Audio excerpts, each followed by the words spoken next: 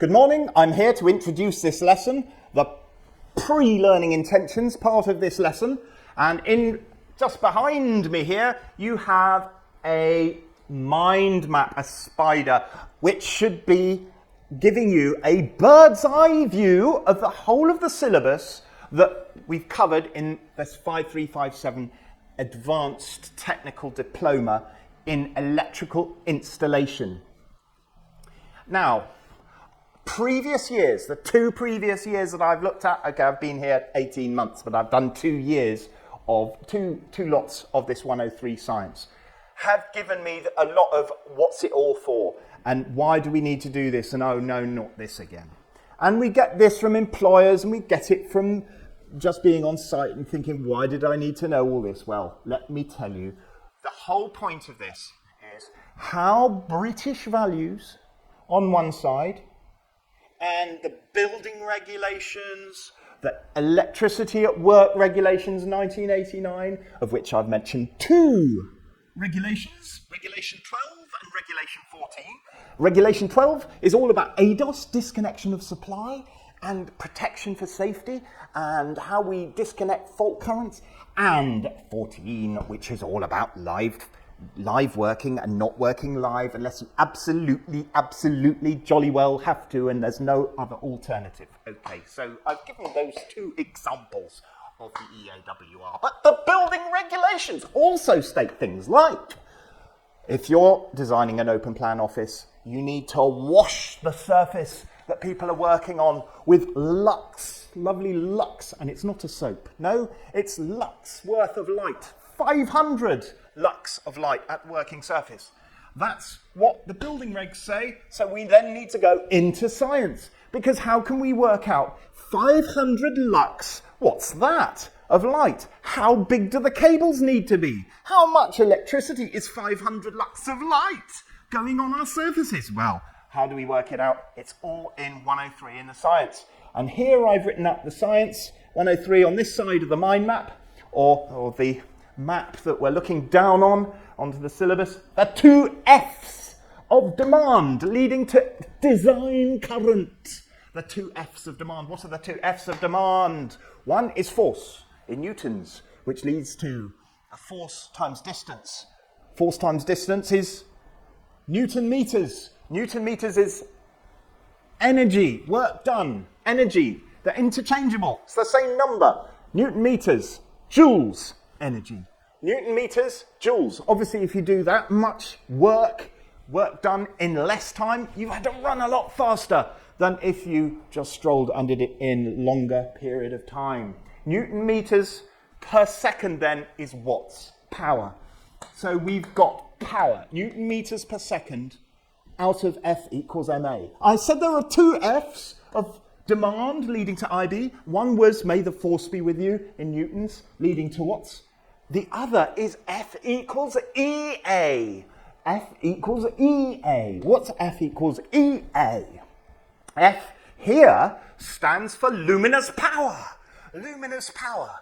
Luminous power equals E, luminous intensity. That's what you get from the building regs in British values. Luminous intensity. They give you all these useless numbers, these lux numbers, and leave you to work out the science. That's why we need to do the science. F equals E, what the building regs give us, luminous intensity, that's the lux. The thing that sounds like a soap, okay, that's lux. Times A, area.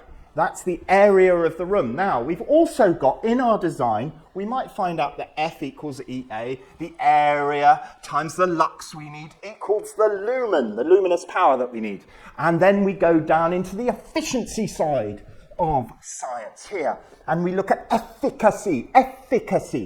In efficacy down here, we can find out by looking on the back of the box how many lumens per watt each lamp gives us. And if we know how many lumens per watt, and we know how many lumens we need, we can work out the watts, just like we did with F equals MA. We've used F equals EA for lighting. And we found out how many watts we need. And then we can take that and we can say, but hang on, he's painted the room purple. He's called James Kenner, and he's painted the room purple upstairs. The light isn't bouncing off it like it does in wonderful 116, where we go, the Apprentices, for electrical. No, it's all being absorbed by the walls. So this is all part of design. His interior design has led to a breakdown in our science. What do we need to do?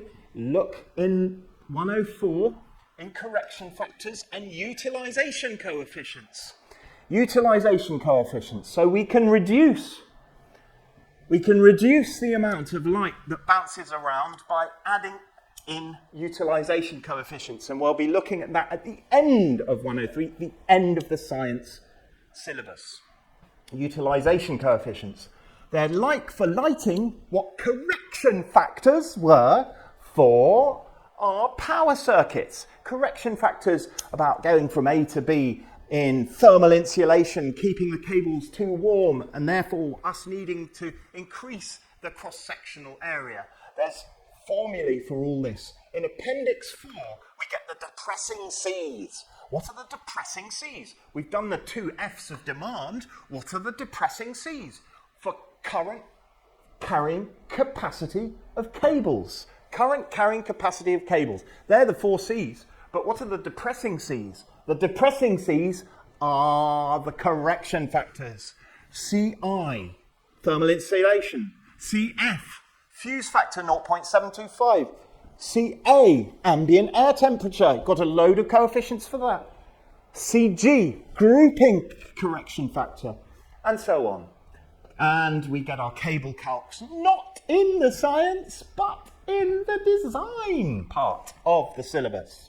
All the correction, all that stuff about adiabatic equations and all that business, that all belongs in the design part, which is all related to BS, the 7671, the 18th edition here. What else have we got? We've mentioned efficacy, lumens per watt. We've mentioned efficiency. What you put in, is not what you get out. What you get out is you get the lift going up the side of the building, but what you put in has to take account of power factor, inductive factors, copper losses, friction, heat energy being given out. What you put in is not what you get out. So it's a number under 1, again, like power factor. Efficiency is going to be a number under 1. So the big stuff, what you put in, is dividing the little stuff, what you get out. So what you get out divided by what you put in, efficiency. Power factor then, a number under 1, because power factor is a cosine of phase shift. And the cosine always goes between 0 and 1, 0 and minus 1. So phase shift, because of inductive reactance, okay, inductive reactance causes a phase shift, and that's why we get all the trigonometry we have to do. The trigonometry here, so that we can work out easily, without looking at curves and integration and calculus, we can look by doing it on a little triangle. We can get the theta of the phase shift, work out the cosine, and work out the power factor. And then in part 9 of the new regulations, when they come out, we'll be looking at all the capacitance we can add in order to put right all our inductive inefficiency of power factor. Now, I was mentioning about those GU10 LED lamps, and I said we needed 201 watts in here, and maybe they're normally 6 watts, aren't they, the ones we go for? So let's say we've got 6 watt GU10s, we'd need about 60 to light this room to 500 lux. Okay? They typically have a power factor of about 0.55. So there you go. You can work out how much energy is being wasted if you don't put capacitance in. You're going to have 60 of the damn things. That's 6 watts each. That's 360 watts. Okay, 360 LED watts, which is bright. Okay, and you're going to be using 1/3 of a kilowatt, let's face it. So it's worth power factor correcting that with capacitance. And that's where that comes in. So I hope I've given you a bit of an overall bird's eye view of the whole of the syllabus and why we have 104 design, why 103 is science, and why regulation 018 is all in British values. It all plays together in a great big jolly roundabout of glorious fun and intricacy. And don't forget, IB for three-phase is √3 times the voltage times power factor or cosine phase shift. All that, divide that into watts over that, and you get your design current in three-phase. And then you can choose your IN, and from IN you add all your correction factors to end up with your cable size in design. So from here, we will now look at the learning intentions of this lesson. Now I've given you this wonderful overview of the whole chart of the syllabus with this mind map, which you can write, you can draw onto your handouts, and then we will go into the learning intentions.